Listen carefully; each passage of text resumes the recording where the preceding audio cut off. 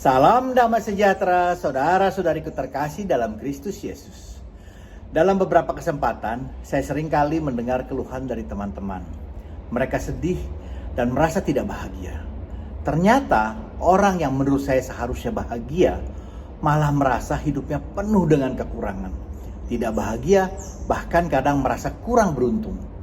Ini membuat saya bertanya-tanya, sebenarnya apa sih yang mereka cari? Masih kurang apa lagi? Kenapa mereka merasa seperti itu?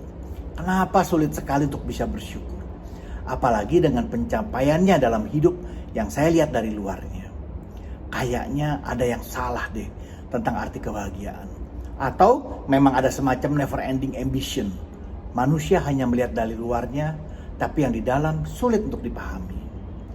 Kadang ini membuat saya jadi berefleksi. Kenapa hal seperti ini dapat terjadi? Bagaimana kita menyiasatinya? Karena tentu saja kita tidak mau ini terjadi pada keluarga kita dan diri kita sendiri, bukan? Sejak kecil kita sudah terbiasa mendengar kata-kata indah dari guru, dari orang tua kita. Gantungkanlah cita-citamu setinggi langit. Apa ada yang salah kalau kita mempunyai cita-cita yang besar dan tinggi? Tentu saja tidak. Bahkan dalam keluarga kami selalu diajarkan agar merencanakan semua apa yang akan kami lakukan. Dan kami melakukan apa yang sudah kami rencanakan. Artinya, kami diajarkan untuk selalu melihat sebab akibat, untuk rugi dan baik buruknya. Kadang sebagai manusia, kita sering terlalu percaya diri dalam merencanakan hidup kita sendiri. Bahkan, seringkali kita lupa mengajak Tuhan untuk turut membantu dalam perencanaan ini. Apalagi bila perencanaan-perencanaan sebelumnya selalu berhasil, meski sudah mempunyai target yang tinggi dan kelihatannya sulit. Kadang kita tidak menyadarinya. Bahkan kita menutup mata untuk menyadari kalau semuanya itu adalah campur tangan Tuhan, adalah kebaikan Tuhan dan belas kasih Tuhan. Semuanya ternyata hanya kasih karunia Allah kepada kita. Tapi apa yang terjadi? Kita malah mencuri kemuliaan Allah dan mengklaimnya itu semua semata-mata adalah pencapaian diri kita sendiri. Itu semua adalah hasil kerja keras diri kita sendiri. Sehingga saat hal yang kita rencanakan tidak sesuai berjalan dengan rencana kita malah down, kecil hati, dan terpuruk dan penuh kekecewaan. Saat kita hanya mengandalkan kemampuan diri kita sendiri, saat berhasil, manusia menjadi cenderung menjadi semakin besar hati dan semakin percaya diri. Apa ada yang salah dengan percaya diri dan besar hati? Tentu tidak. Tapi kalau hanya mengandalkan diri sendiri dan sudah melupakan Tuhan sebagai penyelenggara hidup kita, tentunya ini perlu permenungan yang lebih mendalam, refleksi yang lebih mendalam. Kita perlu selalu melibatkan Tuhan dalam menjalani hidup ini, mulai dari perencanaannya hingga dalam pelaksanaannya. Rencana Tuhan selalu baik dan pasti applicable. Sementara rencana manusia kadang berisi keinginan-keinginan yang tidak teratur, berisi egoisme, selfishness kita, sehingga kalau hasilnya berbeda, kita kecewa, kita murung, dan kita terpuruk. Kenapa? Karena kita maunya semua cara kita, semuanya rencana kita dan keinginan kita, my way. Kita lakukan bukan untuk Tuhan. Kita bukan melakukan apa yang Tuhan mau, tapi kita lakukan apa yang kita mau, bukan ikut rencana Tuhan.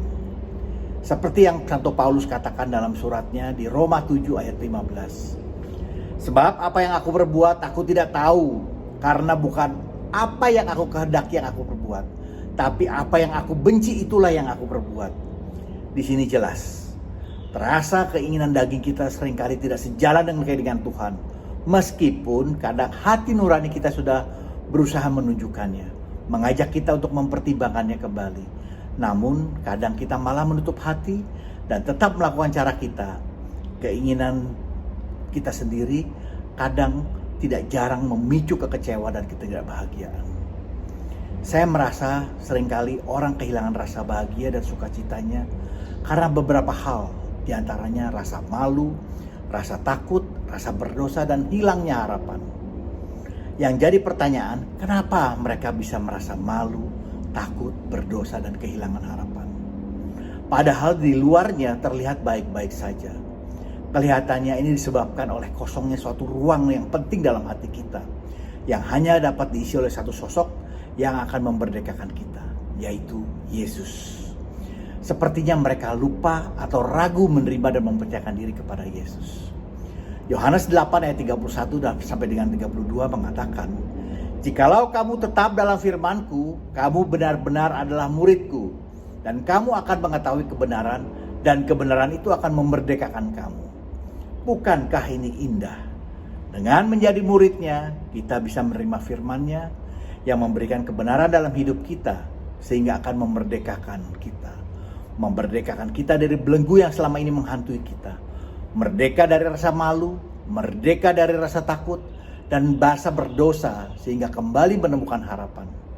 Saya pernah punya suatu pengalaman saat saya masih remaja.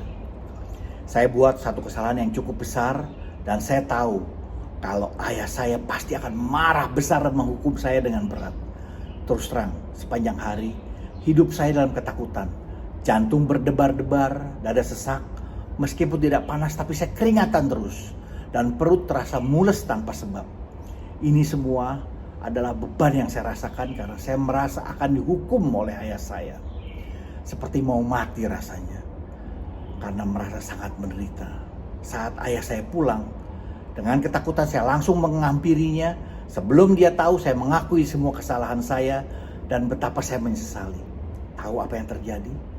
Setelah menyatakannya, saya merasa sangat lega. Beban saya benar-benar terangkat yang sepanjang hari saya rasakan. Yang membuat hidup saya tidak nyaman sebagai orang hukuman. Roma 8 ayat 1. Sekarang tidak ada lagi penghukuman bagi mereka yang ada dalam Yesus Kristus. Ingat, Yesus sudah memerdekakan kita.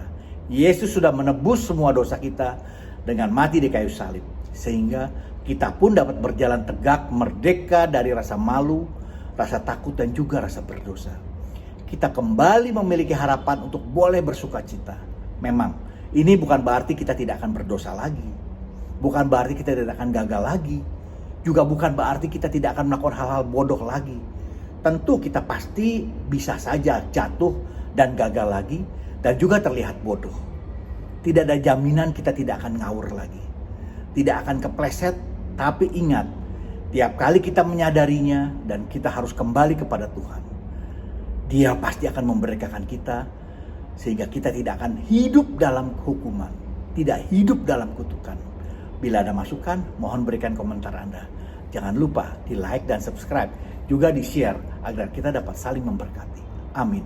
Tuhan Yesus memberkati kita semua.